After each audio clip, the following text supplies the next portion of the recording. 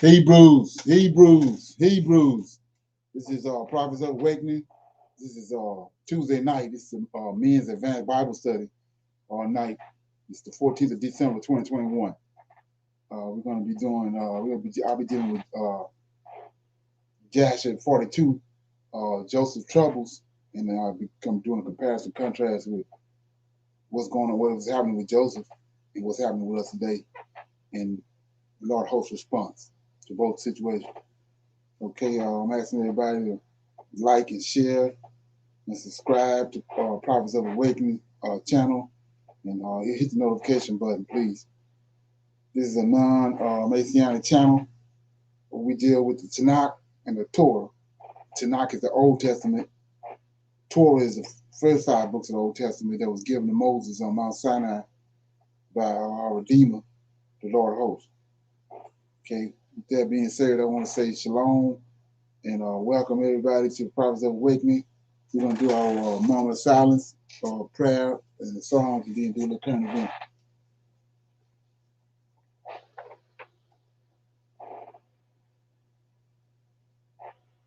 Dear Lord, we come before thee at this hour, praising you and honoring you because of your position, both in heaven and upon the earth, a position in which Creator Yahweh have given unto thee. Through your spirit and your counsel, Lord, we have awakened. We have awakened to know who we are as a people and who you are as our Savior and Redeemer. We are thankful for all that you have done, and we are eagerly searching your scriptures out that we may be in the right place at the right time upon your arrival on this planet. Oh Lord, I pray to thee that you continue to let your light shine upon us in spirit and in truth. And we love you. We seek you daily, O Lord. There is none else besides thee to redeem us. We see you in the affairs of the world, and we faithfully await your deliverance. Peace be unto you. Okay. Somebody want to read the Psalms? Yeah, it's my night. Okay. I'm gonna read Psalm 137. Okay. All right. By the rivers of Babylon, there we sat down. Yea, we wept. When we remember Zion, we hang our hearts upon the willows in the midst thereof. For there they that carried us away captive required of us a song, and they that wasted us required us mirth, saying, sing us one of the songs of Zion. How shall we sing the Lord's song in a strange land? I forgot thee, O Jerusalem. Let my right hand forget. If I forget thee, O Jerusalem, let my right hand forget her cunning. If I do not remember thee, let my tongue cleave to the roof of my mouth. If I prefer not Jerusalem above my chief joy.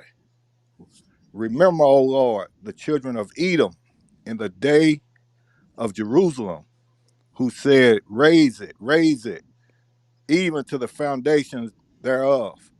O daughter of Babylon, who art thou to be destroyed? Happy shall he be that rewarded thee as thou hast served us. Happy, happy shall he be that taketh and dash thy little ones against the stones. Okay. I chose this song because it reminds me of our deliverance, and Right. you know, it's 1 through 6 to me.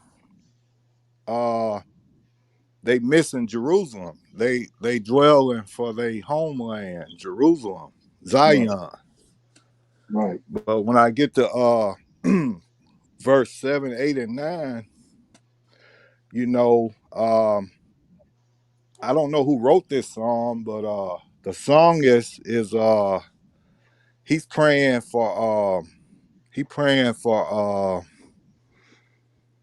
for revenge. Right. And you know, I'm gonna start at verse 7. Remember, O Lord, the children of Edom in the day of Jerusalem, who said, raise it, even to the foundation thereof.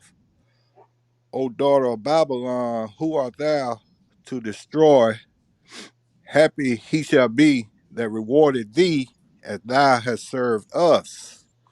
Um, Happy he shall be that taketh and dasheth the little ones against the stones.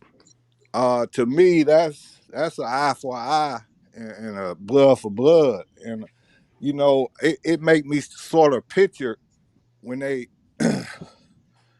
uh when the Chaldeans went into Jerusalem and they seized the city. You know, it just put a picture in my head that they raped the women, they picked the little kids up, they threw them against stones, and they did all kind of horrible things. And he's asking for revenge. Right. And yeah, yeah, he you know, take they little ones and dash their head up against the stone. Right. But And be happy about it. Don't be yeah, no pit. yeah, he ain't Don't have praying no like sorrow heart. he ain't praying like the New Testament teach Christians to pray. He praying for revenge. Right. Right. Yeah, but that's what I got out of it. Right. Yeah. A precept to that is Obadiah. Let me go there right quick. On the last 7, 8, 9, Mm-hmm. it says, starting at verse 17 of Obadiah, maybe one chapter. But upon Mount Zion shall be deliverance, and there shall be holiness. And the house of Jacob shall possess their possessions. The house of Jacob shall be a fire, and the house of Joseph a flame, and the house of Esau stubble. And they shall kindle in them and devour them. And there shall not be any remaining of the house of Esau, for the Lord has spoken it. Mm, Now, is that something? yeah. Yeah, and another thing too was what we were just talking about before the class started was that's another sign too about the Chaldeans required them to sing a song, right? Well, Right. they required us to sing songs in the plants out we picking cotton. Right. They require songs of it, yeah. And not only during that time, Leonard, all through times after that, they love to put us on a show, and while Right, they sit back smiling and laughing, and we their entertainment in life. right, exactly. And You know, yeah, and it wasn't no but mockery. Sing a right? Right, song, and I Mm-hmm. exactly. mean, you know, it really touchy, man. But can we relate this to um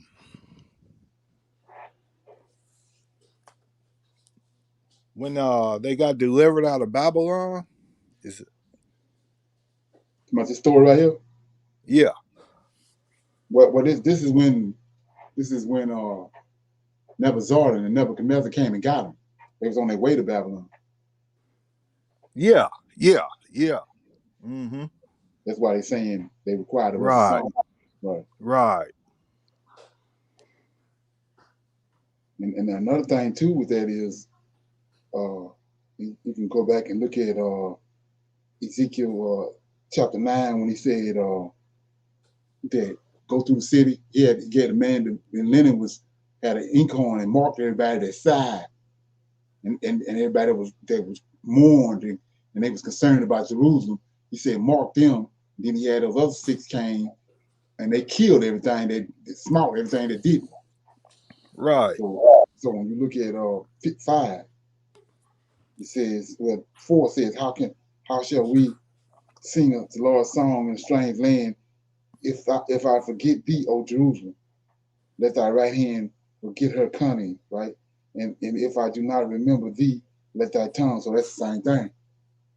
You know, these person that wrote this, he got a zeal in a mourning and a for the Jerusalem and all that's going on with it. Okay, Yeah.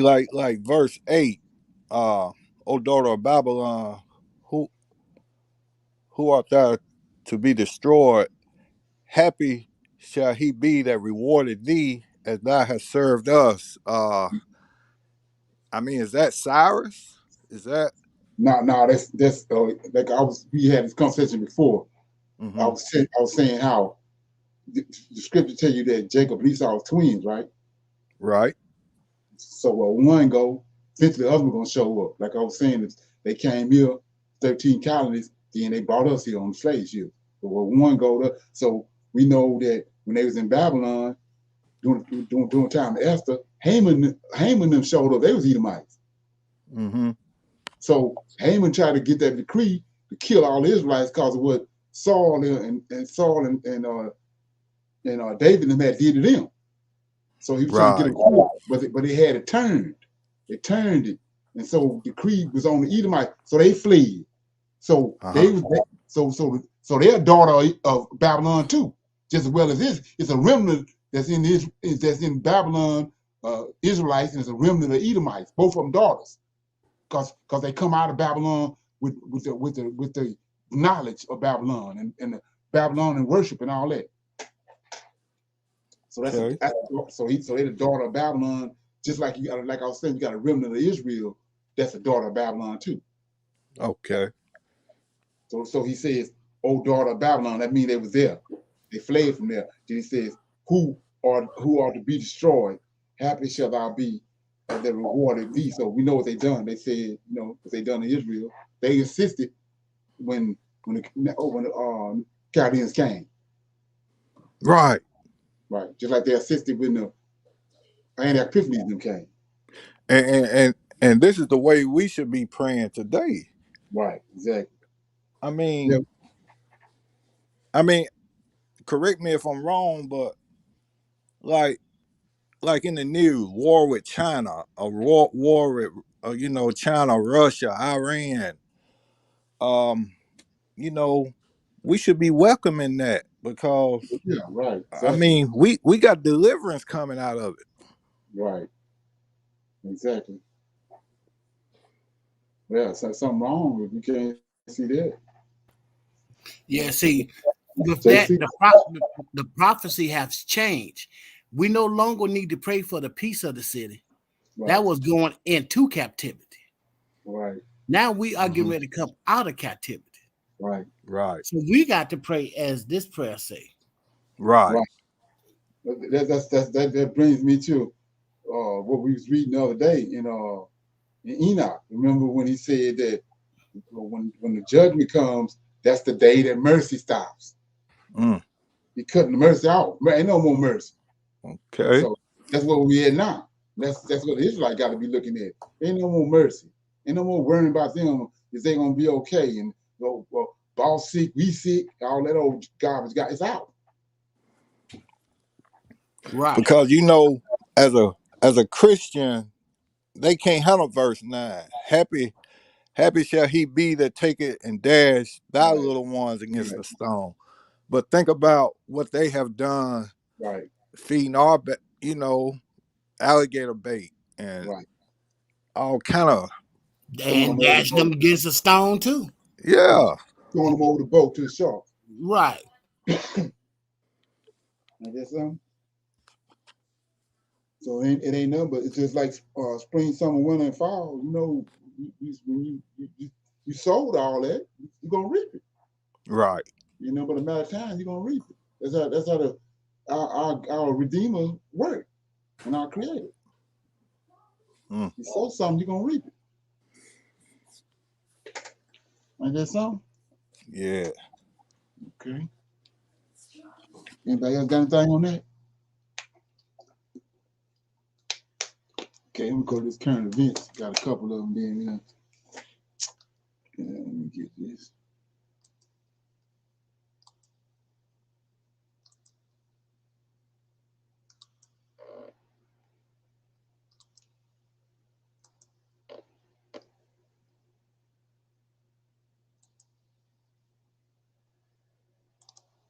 channel. In this video, I'm going to be talking about a video that was sent to me. In this video, there's a guy who's in the trucking industry, and he's talking about what's going to be taking place in January. In January, he's saying that Canada will not allow any trucks through from the U.S. unless the driver has proof that they have been vaxxed. Now, what he is saying is that a lot of truck drivers are not for that because they feel like they don't have a whole lot of contact with the people, that they're just, they're over the road. And so they have minimal contact, should I say, depending on what type of load they are carrying.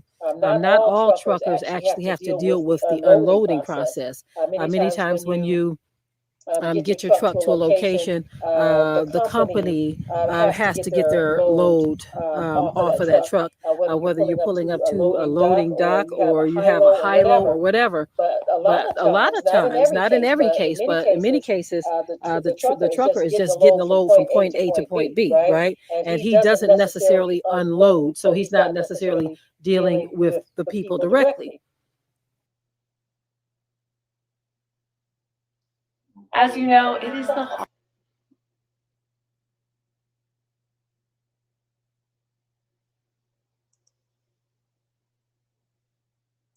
even in cases where the trucker is unloading, that is minimal contact. So they are feeling like they shouldn't have to do this if that is their situation. Okay, whether you're for or against this is just the mindset that some people have, right?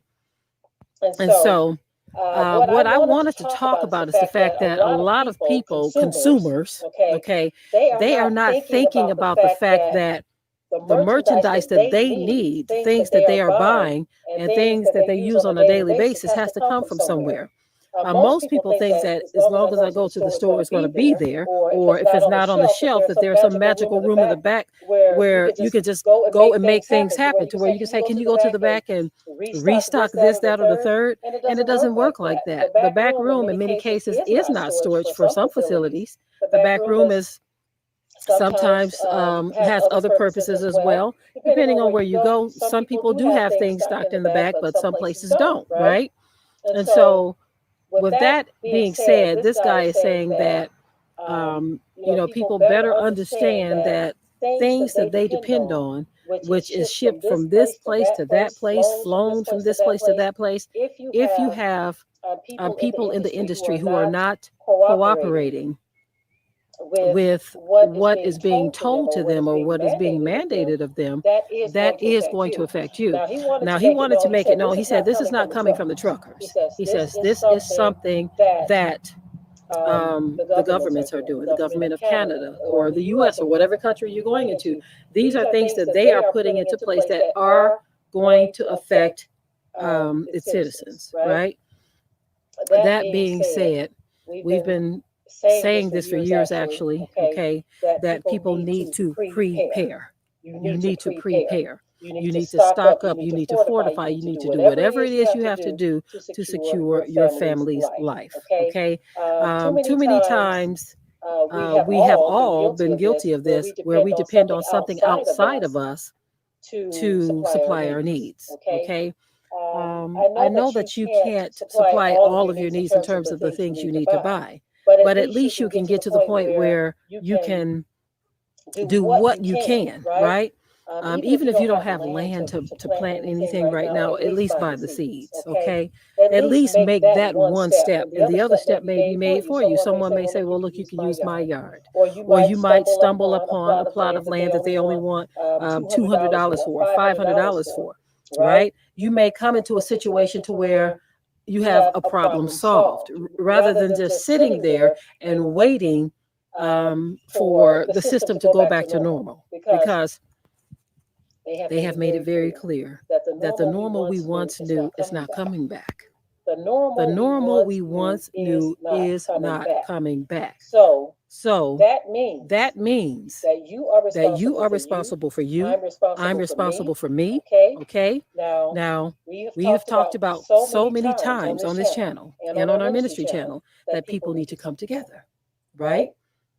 We have said this, I don't know how many times, that people need to come together. People need to work together. But I've also said this, that it's easier said than done. You can't just say come together with people just because they got blood in their veins, right? Just because they're a breathing human flesh being. You can't just come together with anybody because some people are filled with the devil, okay? And you want to surround yourself with people. If it comes to that, surround yourself with people that you can trust. Okay. Any comments?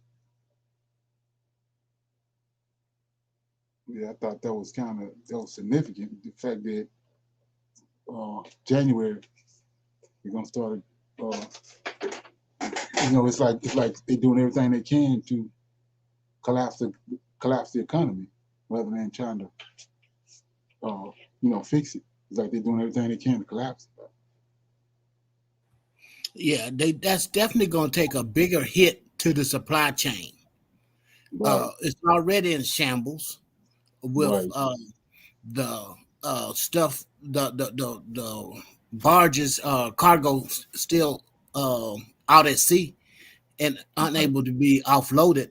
And now, if the things that has been offloaded and trying to go to a destination, if that's going to be held up because the drivers not being vaccinated, that's just going to impact the supply chain even more.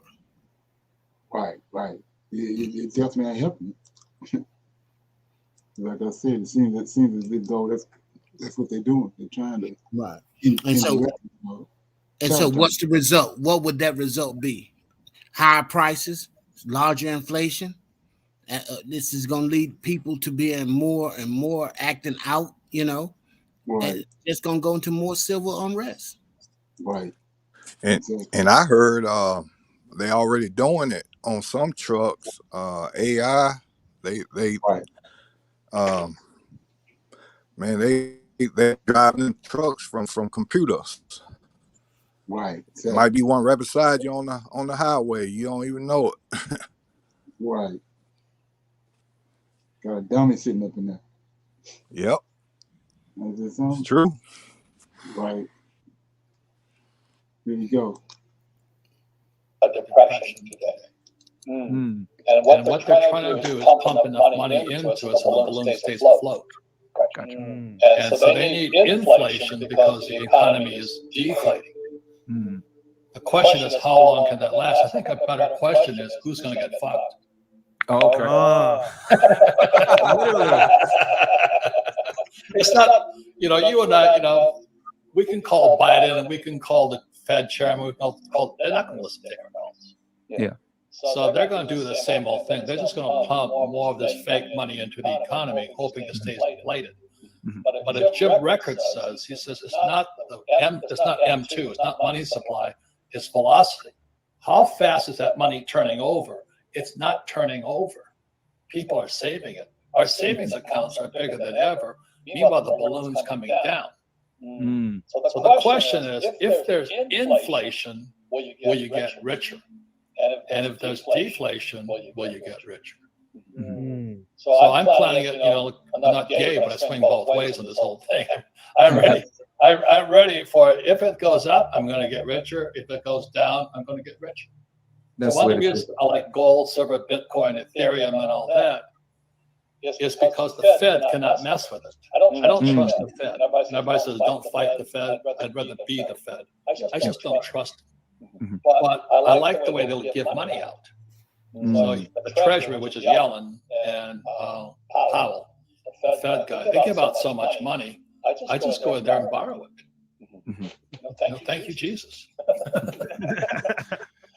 And the interest rates are so low. Oh my God. Yeah. Right now, it's going to make the poor poor. Okay. That's what disturbs me. So Robert, when you say that there's going to be no more middle class anymore, once this is over, just rich and poor. Yeah, but you'll also see homelessness increase. This was all security. Yeah. Thomas Jefferson warned about this. He says that if you have a central bank, which the Fed is a central bank, you should see homelessness increase. Because the central bank or the Fed, which is the third one, is only designed to make the rich richer. Gotcha. So that's why guys like me make so much money, is because the only way money comes into existence is I can walk up and borrow $30 million. The average guy can't get a credit card. Yeah. Do you know what I mean? So the gap gets wider and wider and wider. Yeah. Because so many people went to school and they tried to get this job, and then the taxes rip them to shreds. And then they fire you if you don't take the jab for the COVID shot. You don't wear a mask, they screw with you. Mm-hmm. So they just mess with you. So as a Marine Corps veteran, I came back and I said, nobody's ever going to do that to me again. Nobody. Mm-hmm. Right. Straight up. So you predict that the disparity between the rich and poor is just going to become even greater, and if people, so what can people do to kind of prepare for this? So they start dumping their money into real estate, into precious metals, cryptocurrency. I see that you're diversified, which is fantastic. So you pretty much are prepared for anything. What do you think people should do? Well, I got taken down from Twitter, one of those guys, because I said, what I invest is gold, silver, Bitcoin, Ethereum, and bullets. And I'm not kidding you. You think about it this way. Do you remember just a few months ago, you couldn't buy a bullet? Yeah. We talked about this on Timcast podcast that firearms and ammunition is going to go up in price as things become less and less stable, or if things get crazy, you know. And you know what? Who was it? This character says, I'm going to shoot you, but first I got to buy a bullet. I can't afford a bullet yet. I'll say this: I made a fortune on bullets in this last about 6 months ago. I bought a pallet of 5.56, or what we carried in Vietnam, the 223 ammunition. I had a pallet of it. I bought it for 7 cents a round, and I sold it for $1.20 a round. Whoa! That's amazing. Holy crap! A million rounds. Wow. That is crazy, man. It's funny because we have a lot of friends that are successful millionaires, and they have like a bunker full of like ammunition, guns, and it's like, yo, like if people need it, where do they go? To you. So supply and demand. Is that a taxable event when you sell a bunch of ammunition? Okay, any comments? You notice he brought up that Bitcoin and cryptocurrency. Yeah, he also said that the wealth gap between the rich and the haves and have-nots is going to grow. Yeah, that's them bankers. They've been doing it for time and more. It's just a mad cycle. They can go around in a circle. Is there something? Yeah. I think it's they plan that is going to. I think the Lord of Hosts is going to step in before. Well, right. They think it's business as usual. They think it's going to be like that, yeah. Right. But it's hammer time. Yeah. Yeah, you'll own nothing, but you'll be happy. Right. Jay Fat ain't gonna go for that. There's no. Got a couple more. We play this one. This time dealing with Russia. As of the day. Wrong messaging. Russia is escalating tensions with Europe. After sending 100,000 troops to the Ukraine border, Moscow has issued a new threat. It believes that NATO could ramp up deployments in Ukraine, so Russia has threatened to respond with nuclear missiles. Is Vladimir Putin pushing the world towards the brink of a nuclear war? Our next report brings you the latest.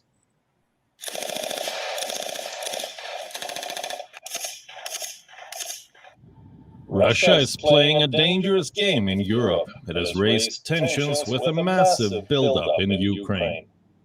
Now it is threatening the Europeans with nuclear weapons. A senior Russian diplomat has issued a warning. He says Russia could deploy intermediate-range nuclear missiles against Europe. Moscow believes NATO wants to deploy its own missiles to target Russia, so it feels the need to respond. Europe is taking the Russian threat seriously. On Monday, the European Union went into a huddle. The bloc is mulling a fresh round of sanctions against Russia. Europe's top diplomat is determined to send a strong message to Moscow. We are on the turn mode, on the dissuasion mode, in order to the crisis to start. But in any case, we will send a clear signal that any aggression against Ukraine will have a high cost for Russia if this happens. But now We are trying to do our best in order to prevent this from happening. US President Biden backs more sanctions against Russia. He spoke to the Russian president last week. Washington, too, remains committed to supporting Ukraine. But Biden has refused to send American troops if a war does break out. The American president believes he can rein in Putin without boots on the ground. Here's the deal. I've made it absolutely clear to President Putin, it's the last thing I'll say, that if he moves on Ukraine, the economic consequences for his economy are going to be devastating. Devastating. The West hasn't hesitated from using strong language against Russia. So far, their strategy is proving to be ineffective. After his call with Biden, Putin deployed more troops near the Ukrainian border. Russia is raising the stakes on the ground. Reports say 100,000 Russian troops are now stationed near the Ukrainian border. Well, yeah, he said, he just made that statement. Biden said that he's gonna, the Russian economy gonna, reverberate if they make a move on Ukraine. I mean, he ain't in no position to say nothing about that because the American economy already in a strain.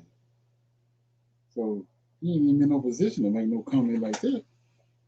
That's crazy. Yeah. Economic sanctions against a country like Russia, that has little effect. You got to do that against a poor country, a country that depended on you. Russia is self-sufficient. Right. Then the thing about it is he acting as if everything is normal. When America and the whole globe is in chaos. So you think it ain't business as usual. Right. He putting up a front. Yeah. He ain't no position to say nothing like that. And Russia got these hypothermal missiles now, and China too, and America ain't got nothing to shoot that down with. Right. They act like they didn't forgot about all that. Yeah. They just did a test run about a month ago. Went all the way around the world. Come on, man. What are you talking about? It's crazy. Like his economy doing good. Yeah, he's sitting there sucking out himself. Yeah. You ain't in a position to go to war. Because the economy the way it is. Man, that was for the cameras. Yeah, I see that. That wasn't there's no meat on that bone right there. Right. Exactly. He was saying that to the American people so that they could feel like he got strength. America is strong and got something to say on the global stage. Right. When they don't. Right. America can't punk nobody no more. Right. Exactly. Not like Russia and China anyway. Just saying. Well, yeah. Yeah. So like I said, you see how everything is all getting built up and stacked up around the first of the year. That's the way it's looking. I see that.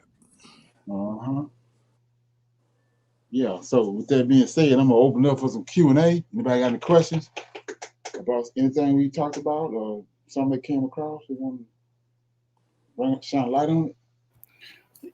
Well, I have an observation. Okay. I was studying, not studying, I did a little research on the east wind, due to all these weather patterns that have been happening.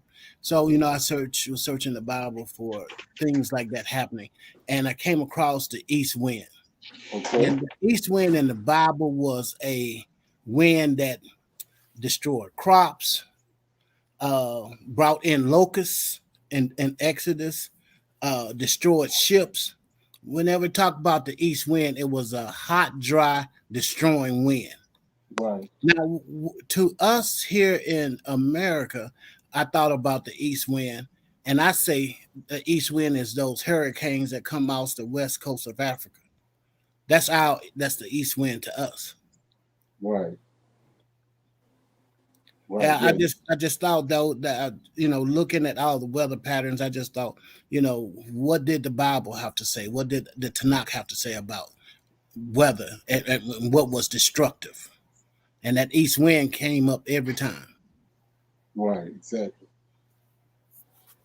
Right, yeah. I can't remember exactly what they said, but I know it's in the book of Enoch, and it talks about the origins of the east wind.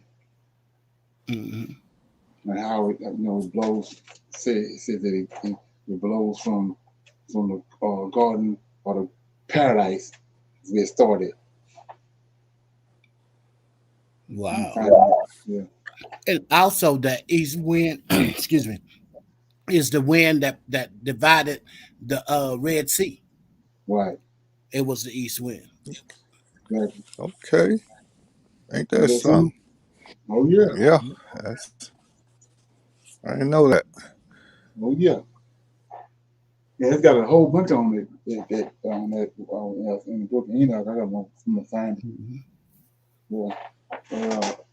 Yeah. So another something to take note of when that wind is blowing. Pay attention what direction it's coming in from.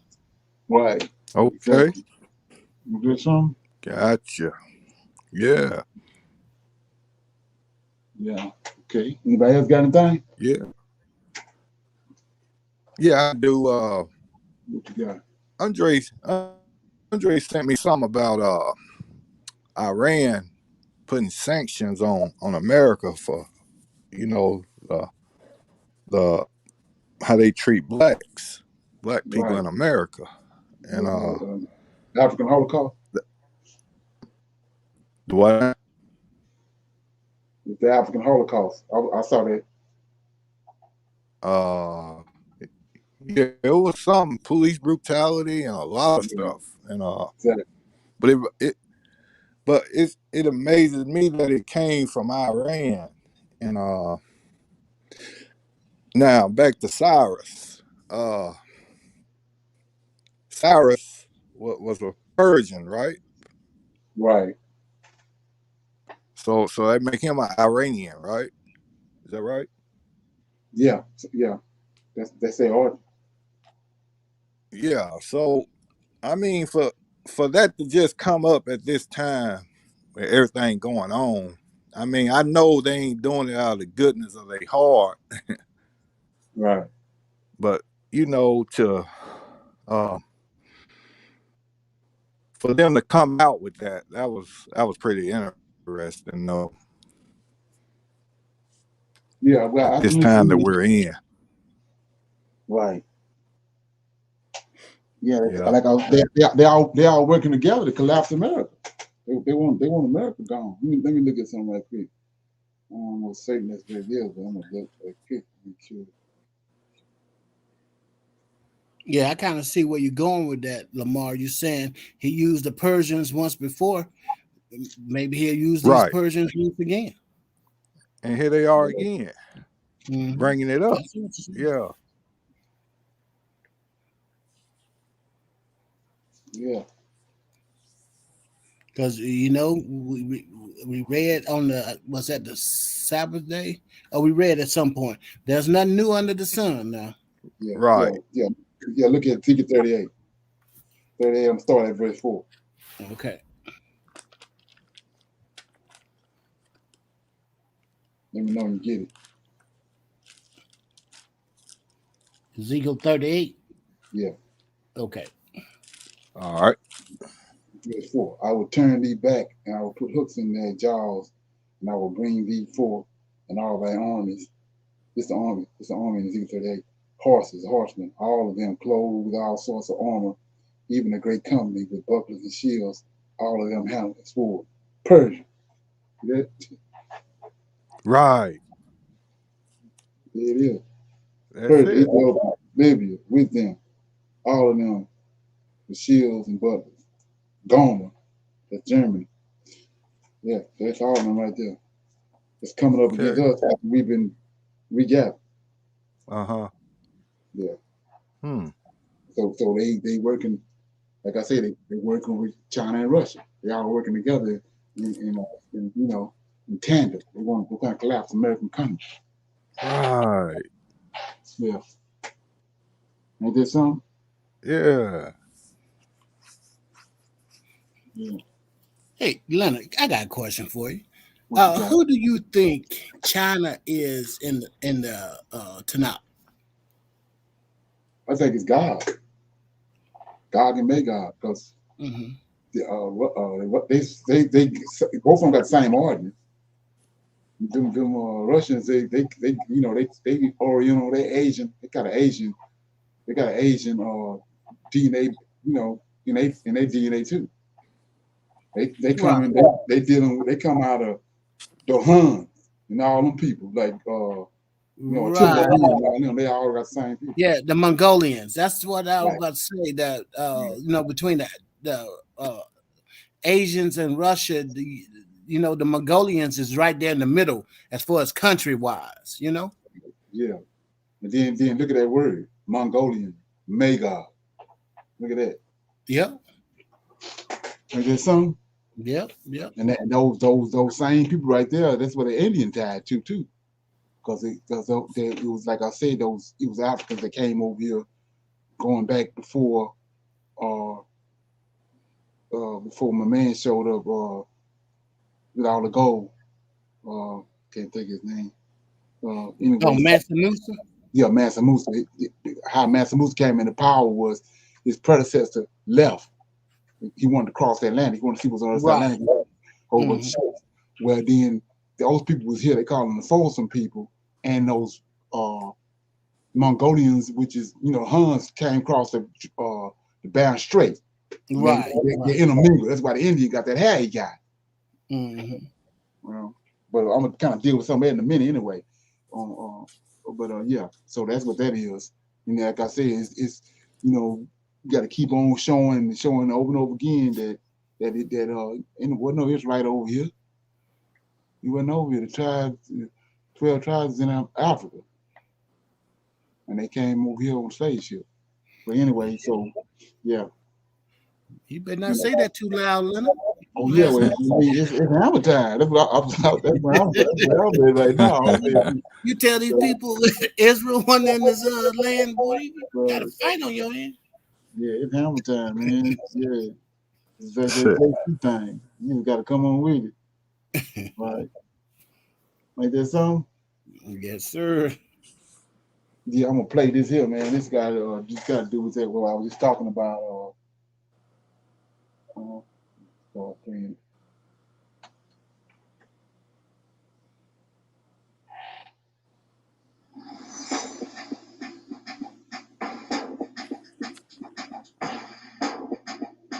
Yeah, if you want to watch it, it's or read all of it. It's 100% facts. Native American Aborigines were not were Africans, Hamites.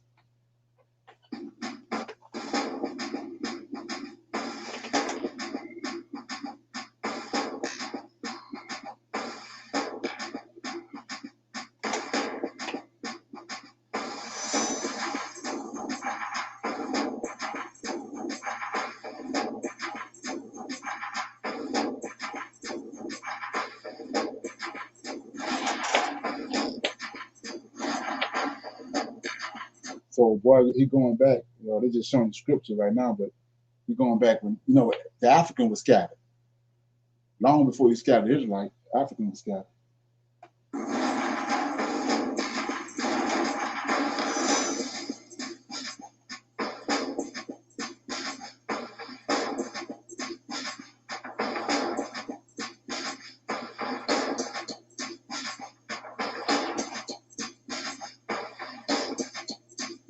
This is Ezekiel. Okay.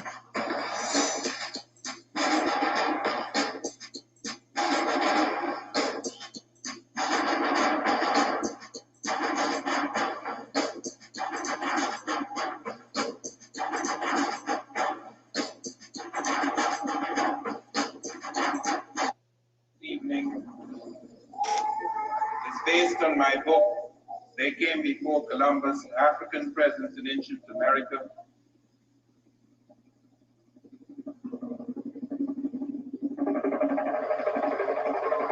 great deal of research has been done. One has become aware of far more things that have emerged from excavations that help to confirm with almost an absoluteness what we have advanced in the past, that there were Africans in America before Columbus.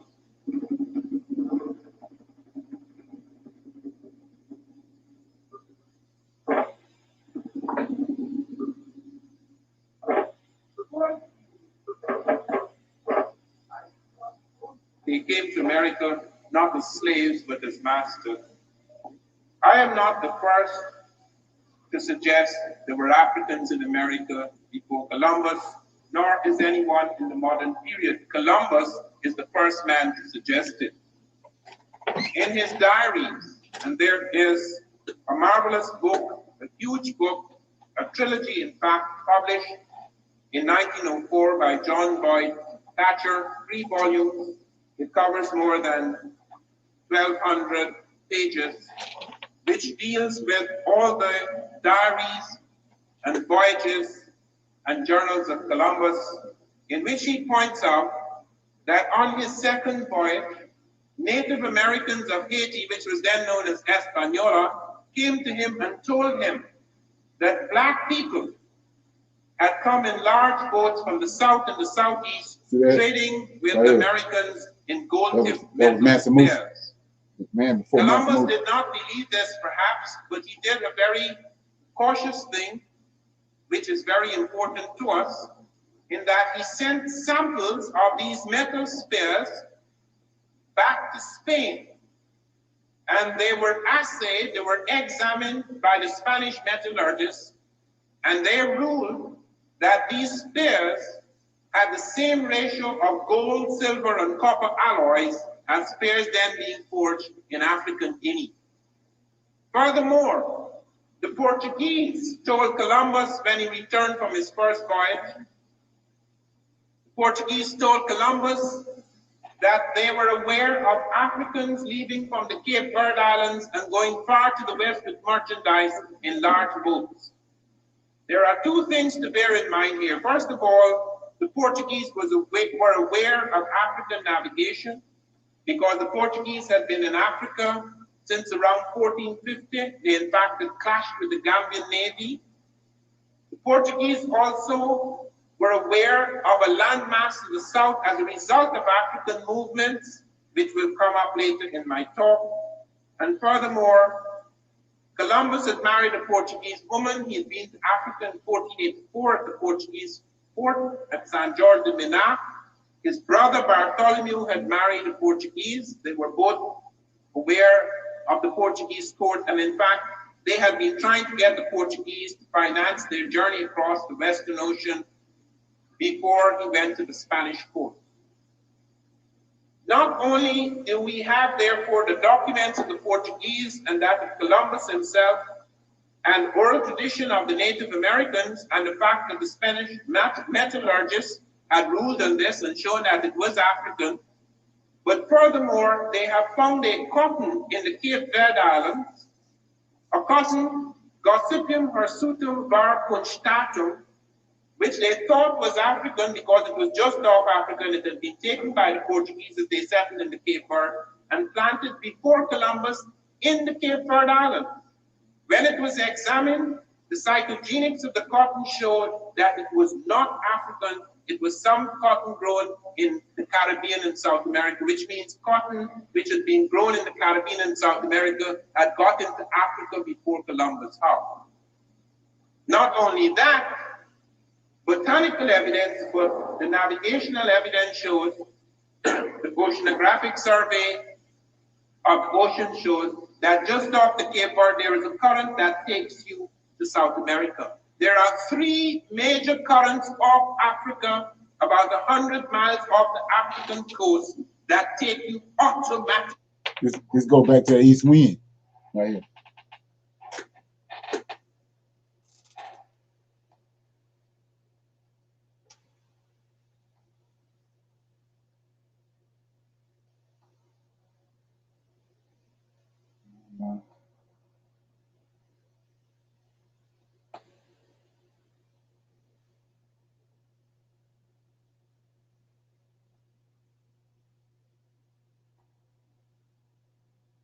Yeah, I don't know what's going on.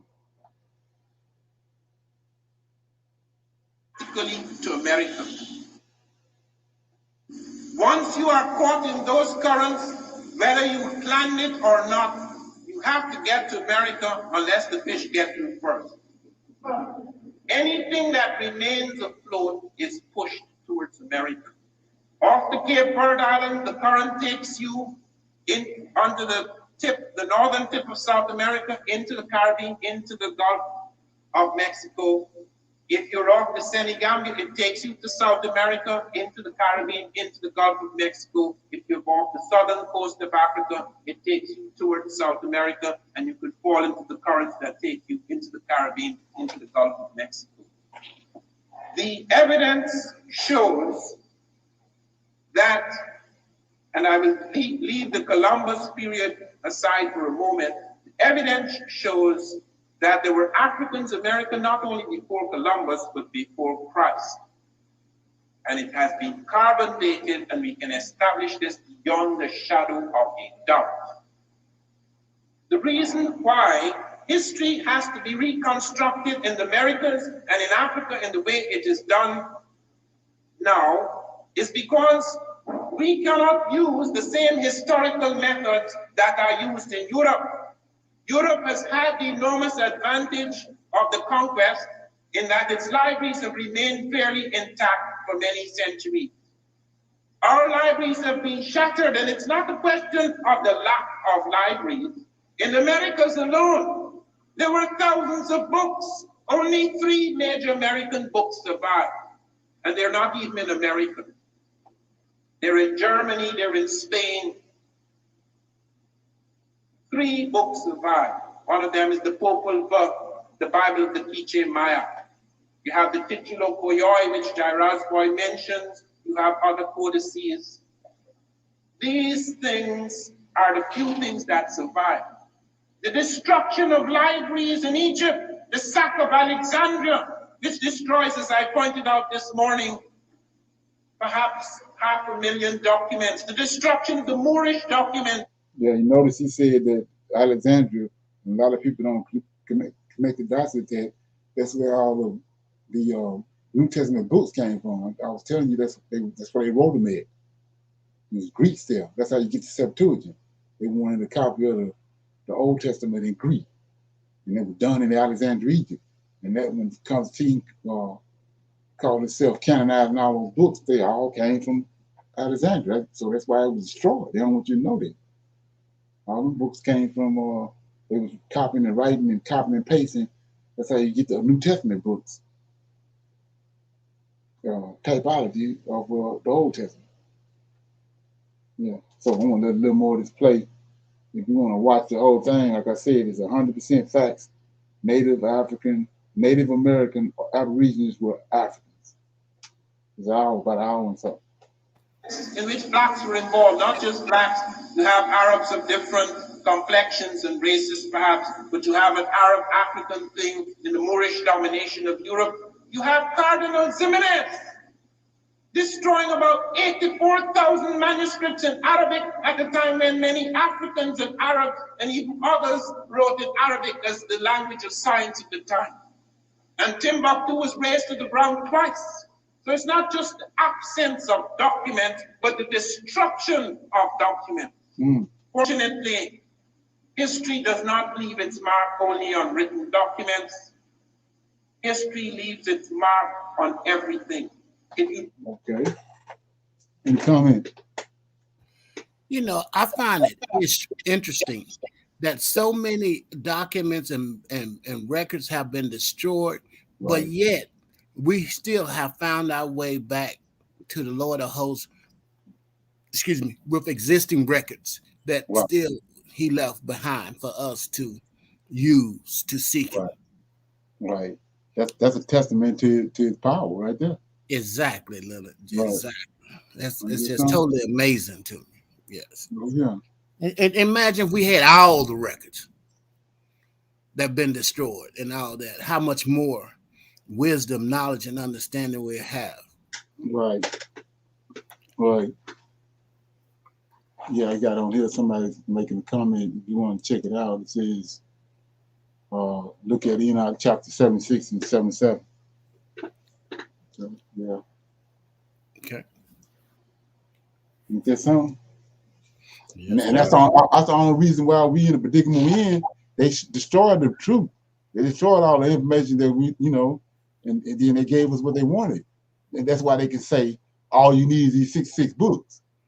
Because you destroyed everything else. That's why you're saying that.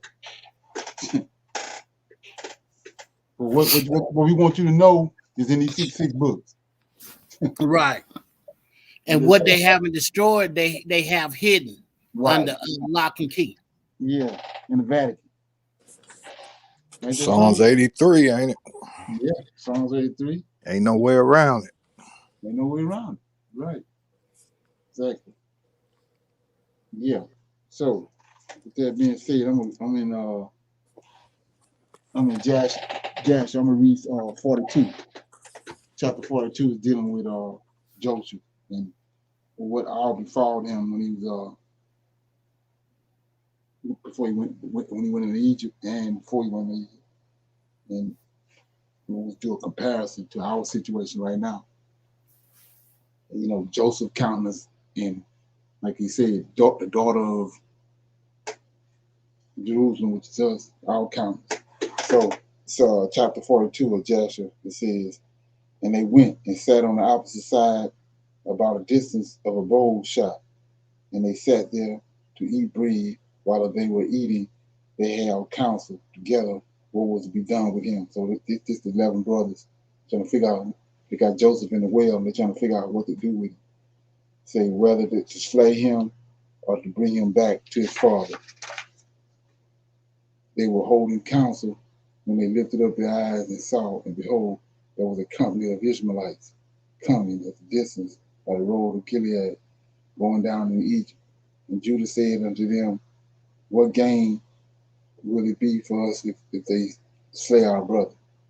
Peradventure God will requite him from us. This then is the counsel proposed concerning him, which ye shall do unto him. Behold, this company of Ishmaelites going down into Egypt.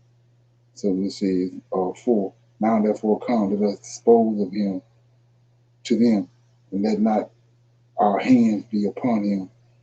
And they will lead him along with them, and he will be lost among the people of the land. And he will not put him to death with our own hand. And the proposal pleased his brethren, and they did according to the word of the Lord. The word of Judah. And while they were discording about this matter, and before the company of Ishmaelites had come upon them, 7 trading men of the Midians passed by them. And as they passed, they were thirsty, and they lifted up their eyes and saw the pit in which Joseph was immersed. And they looked, and behold, every species of bird was upon him. And these Midianites ran to the pit to drink water, for they thought that it contained water. And on coming before the pit, they heard the voice of Joseph crying and weeping in the pit. And they looked down into the pit, and they saw, and behold, there was a youth of comely appearance and well favored. And they called unto him and said, who art thou? Who brought thee hither? And who placed thee in this pit, in the wilderness? And they all assisted to raise up Joseph, and they drew him out and brought him up from the pit, and took him and went away on their journey and passed by his brethren. And these said unto them, why do you do this? Take our servant from us and to go away. Surely we place this youth in the pit because he rebelled against us. And you come and bring him up and lead him away. Now then, give us back our servant. And the Midianites answered and said unto the sons of Joseph, is this your servant? Or does this man attend you?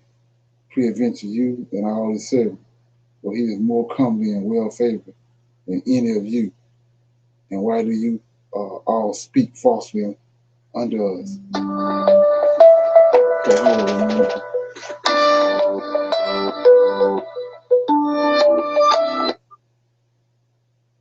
Okay.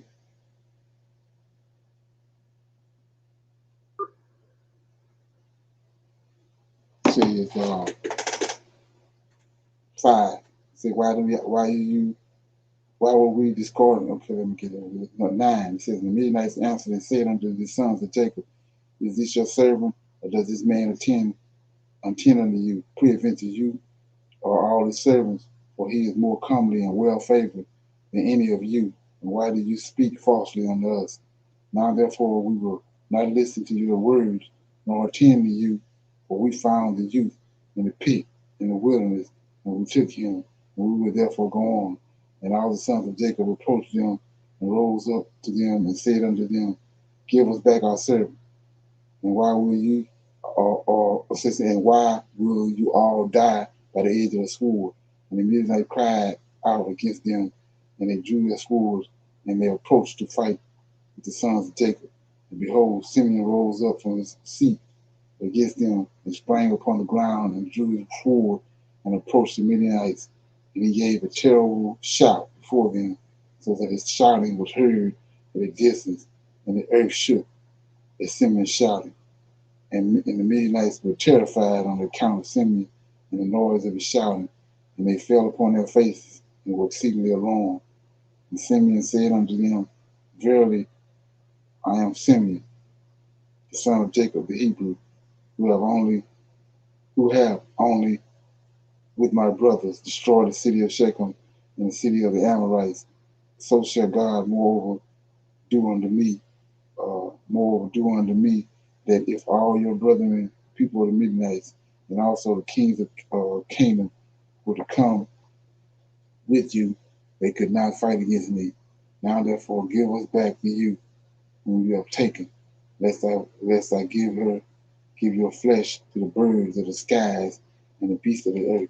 And the Midianites were more afraid of Simeon, and they approached the sons of Jacob with terror and fright, and with pathetic words, saying, surely you have said that the young man is your servant, and that he rebelled against you, and therefore you placed him in the pit. What then will you do with a servant who rebels against his master? Now therefore sell him unto us, and we will give you all that you require for him. And the Lord was pleased to do this in order that the sons of Jacob should not slay their brother. So, well, you notice how the Most High behind the scenes doing all this, he was orchestrating all this. 18. And the Midianites saw that Joseph was of a comely appearance. So, like I was saying before, doing a comparison and contrast. So these people over here, they're looking at us the same way. They see that they see we different than everybody else, and there's something going on with us. They see that just like they see these Midianites see this on Joseph. So it says, and the Midianites saw that Joseph was of a comely appearance and well favored.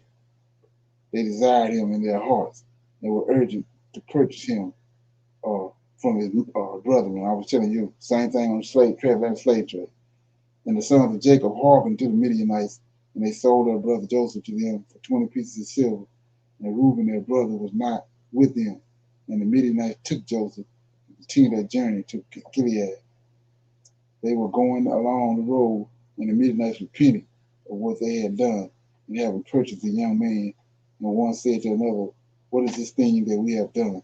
And taking this youth from the Hebrew, who is of comely appearance and well favored. Perhaps this youth is stolen from the land of the Hebrews. And why then have we done this thing? And if he should be sought for and found in our hands, we shall die through him.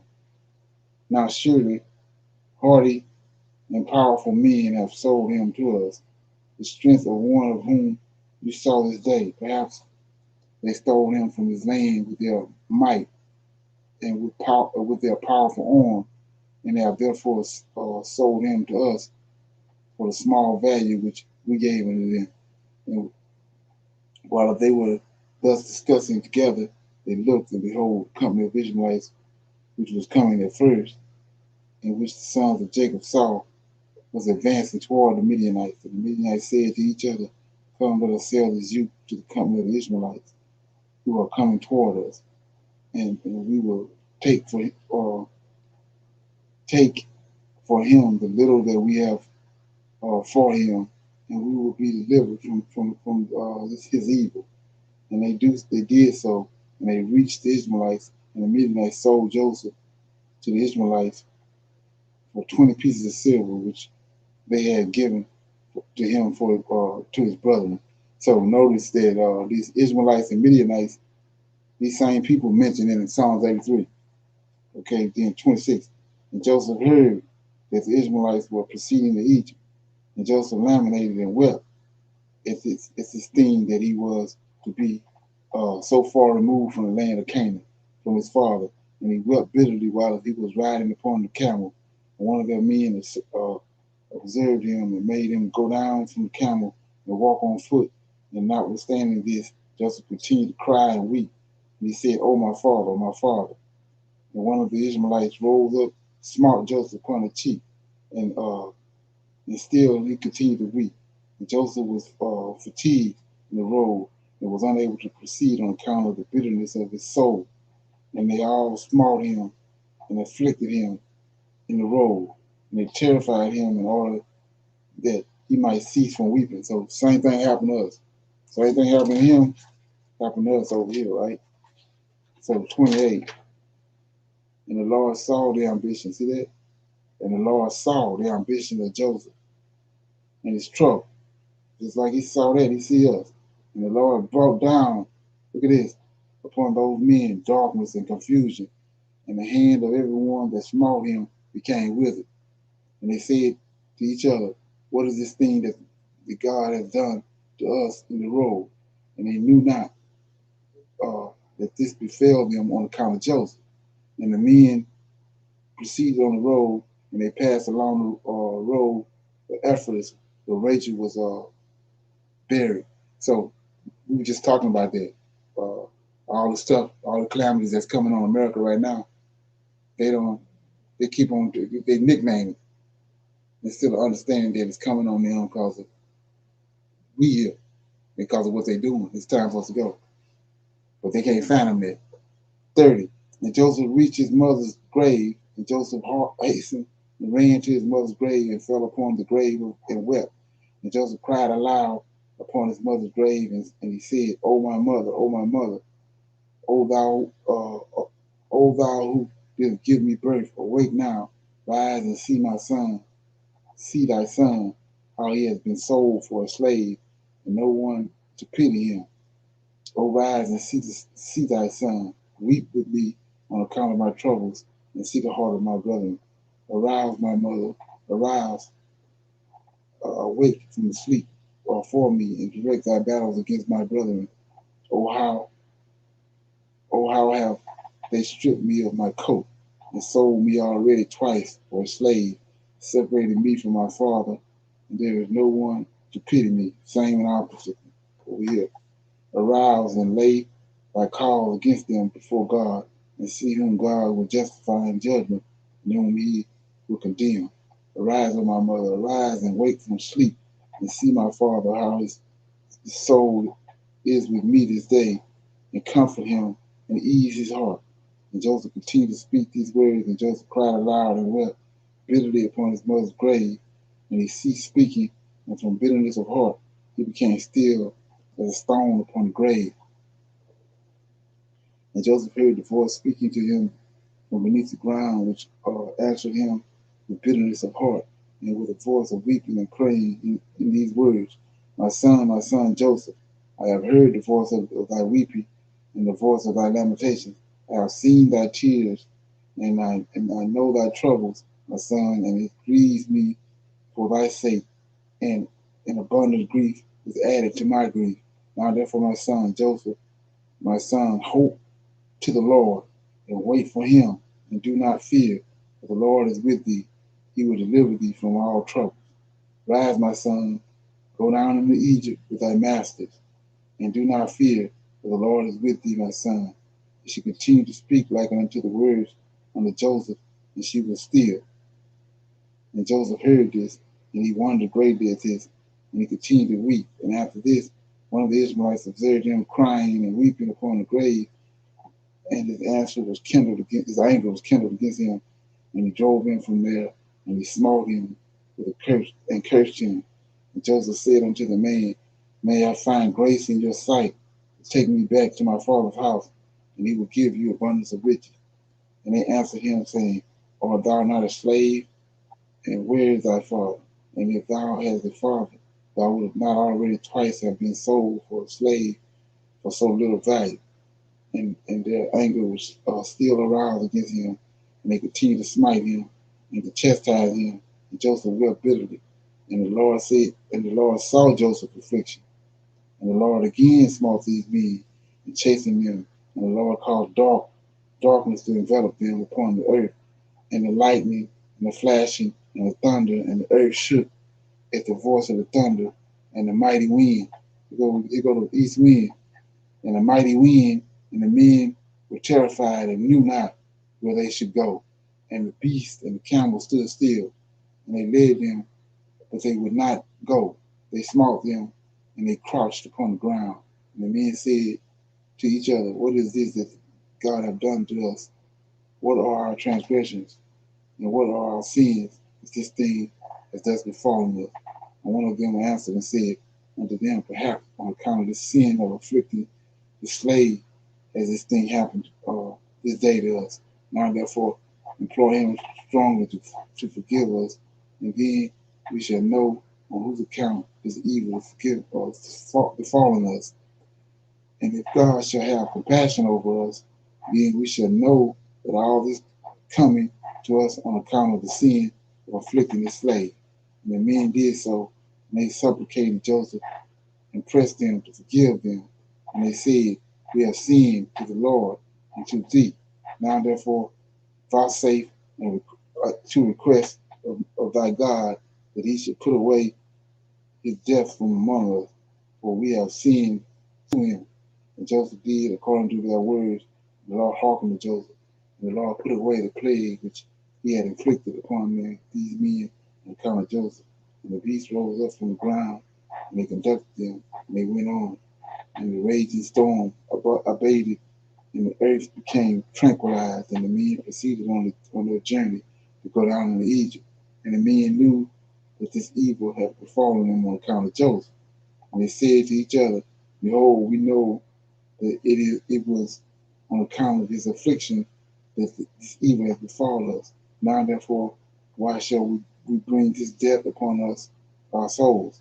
Let us hold counsel to do to this slave.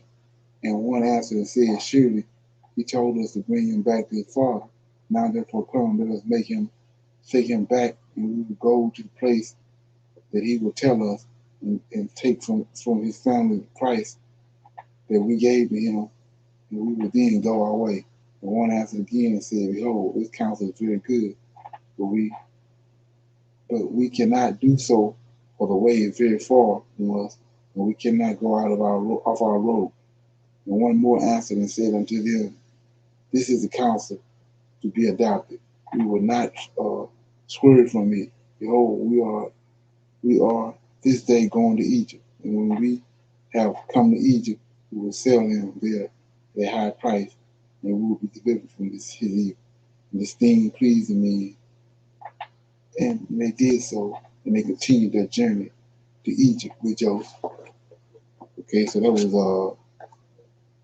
was Joshua chapter 44. And the reason I was reading it was, like I said, we soon forget how, every little thing that happens, Most High is involved in. And these especially when it comes to Israelites, the Hebrews and Israelites, his people.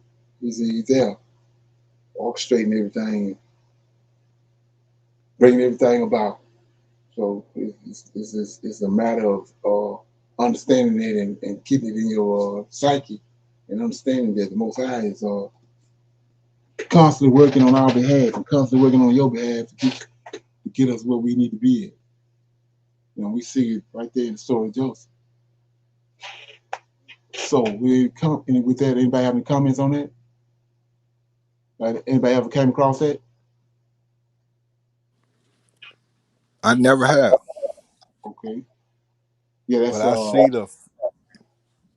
it's so familiar with us. Yeah. It's a comparison. It's a comparison. Yeah, being removed far from the land of Canaan, and Right. Everything. Right. And then, like I said, they looking at our comments. They want to keep on giving us all these old Hollywood pictures where these people with these bones in their nose and all that. Now we just like Joseph was. They can see he was well favored, and he had a common appearance, and he was, they knew that.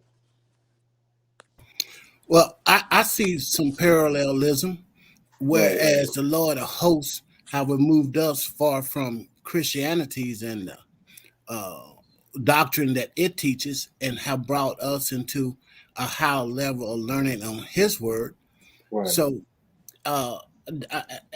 as He was with Joseph in his being led into Egypt, as He is with us this day and leading us into our path of righteousness. Exactly. Right. And he ain't missed a beat. He ain't gave us this understanding for nothing. Right. Exactly. Right. Yeah. So saying he ain't. You sitting thinking that this ain't happening, this ain't happening, this moving too slow and all that. No, if I don't, you know exactly what he's doing. Everything lining right out. It's on everything on point. He ain't missing a beat. We see. Right. I mean, that part of the story that Joseph hadn't been given to us, but we know the end. What happened with Joseph? All that right there before him at the beginning, but he ended up ruling Egypt. And not only that, bringing Yeah, I all love 39. Yeah, what it say? I love 39 where it told Joseph, the Lord of hosts was speaking and said, hope to the Lord and wait for him and do not fear. Right. For the Lord will be with thee. He will deliver thee from all trouble. Exactly. This is so true. Yeah. All you gotta do is do an inventory on your life and see how many times He have delivered. And when I say that, I'm really talking about myself, and see how many times He have delivered you from trouble. Right. Exactly. So, but I see today a lot of Israelites trying to do this themselves. Yeah. Right. Exactly. Right. And then they bring these old bogus ass leaders on the scene trying to manifest it. They got a Gentile mentality, talking about why we can't come together. Because we got the curses on us. We got a whole God that's got curses on us. And when He take the curses off us, we're gonna come together. Yes. Yeah. They trying to make it happen. Right. Right. And speaking of curses, Lamar and I had this conversation. Deuteronomy chapter 28. The first 14 verses are blessings. Right. The last 54 deals with curses. Right. How can you outrun 54 curses? You can't. Ain't no way. You can't. Exactly. You can't outrun it. So what we got to do is accept Him, ask for forgiveness, right, and pray that He accept our repentance on this matter. Exactly. And like I keep saying over and over again, for you to be at the point where you at, He ain't wake you up to have something happen to you now. He done woke you up and put all this like He said, don't give your pearls to a swine. Right. He waking people up and getting this knowledge for a reason. Yeah. Exactly. It says saviors gonna come on Mount Zion. Not one savior, saviors with an S on it. Right. Uh-huh. Hey, I like verse 21. It says, perhaps this youth is stolen from the land of the Hebrews. Right. And why then have we done this thing? And if he should be sought for and found in our hands, we shall die through him. Right. That let you know these Midianites knew about the Lord of hosts. Yeah, right. Yeah, exactly. Yeah, that's what I was saying. They got fearful. Hey man, we gotta give him up. Right. Yeah, I'm the same. That's some of the same people in Psalms 83. Mm-hmm. The Israelites, Midianites. And there's some. Right. Mm-hmm. Yeah. So yeah, it's a when you look at that, you see that it's all gonna play out. We're gonna end up the same way Joseph ended up back with his God and with his people. Right. Yeah, I was going to make that point earlier. Is that how did Joseph end up? He second in command, right? Well off, had prospered, brought his family there with him, and that is something that we can look forward to as well. It's we have family, whether it's a new family he gives us, and we have prosperity because he said you ain't going home broke. Right. That's the moral of the story. Trust the process. Yeah, exactly. That is so. OMG. Anybody else got anything else? Going home, but you ain't going home broke. No, just gotta wait on it. Yeah, we gotta wait on it. We see it. We see what's happening. Yeah. Right. And he said we gonna see this judgment with our eyes. Right. Exactly.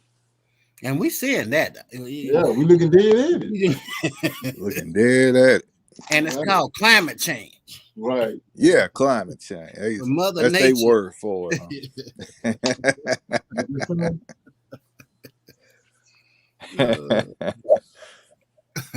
Climate change and his wife, Mother Nature. Right. Mother Nature. Yeah, they busy. They killing it. Little white woman running around the forest eating butter cookies.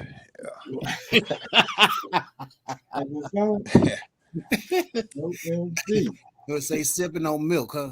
Drinking cookies. Yeah. Cookies and drinking a little milk. Maybe so. Yeah. So anybody got anything else before we go? Great class, man. Always, brothers. It's always good when the brothers could get together and discuss the words of the Lord of hosts, man. It's marvelous. Marvelous thing. Right. Let me get this line right quick so I can get it to come up.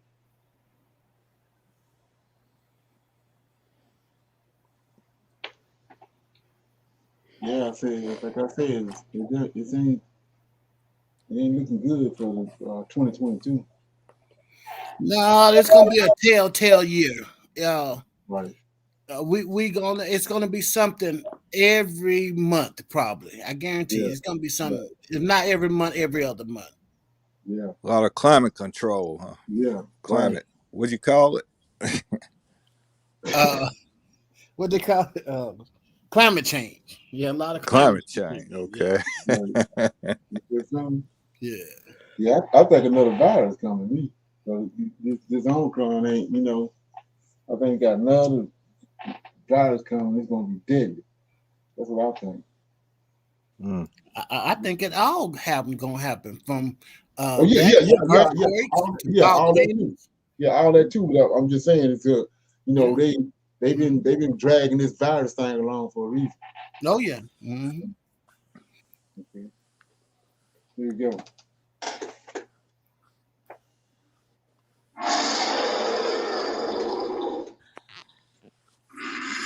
Yeah, I'll see everybody tomorrow at 7:00 for the